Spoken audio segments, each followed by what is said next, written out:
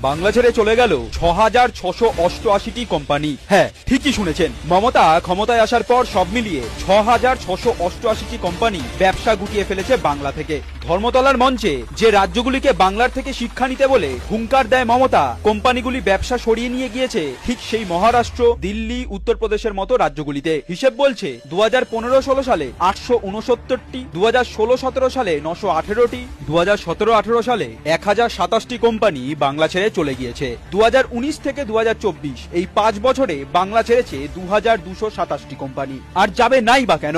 বাংলায় ব্যবসা করতে গেলে তো সিন্ডিকেটকে তুইয়ে চলতে হয়। অফিস খোলার আগেই হাজির হয়ে যায় তোলামূলের দাদারা। কাটমানির ভাগ যায় সোজা কালীঘাটে পিসির বাড়িতে। আর সেই ভাগ পেয়েই কলকাতার বুকে ৩৫টি প্লটের মালিক হয়ে উঠেছে মমতা ব্যানার্জির পরিবার। একদিকে কাজের খোঁজে সাধারণ মধ্যবিত্ত পরিবারের ছেলেমেয়েরা পাড়ি দেয় ভিন রাজ্যে, অন্যদিকে পকেট ভরাচ্ছে সিন্ডিকেট রানী। ক্ষমতায় আসার আগেই টাটাকে তাড়িয়ে বাংলার শিল্পকে খাটে তুলে শ্মশানে নিয়ে যাওয়ার যাত্রা শুরু করেছিল মমতা।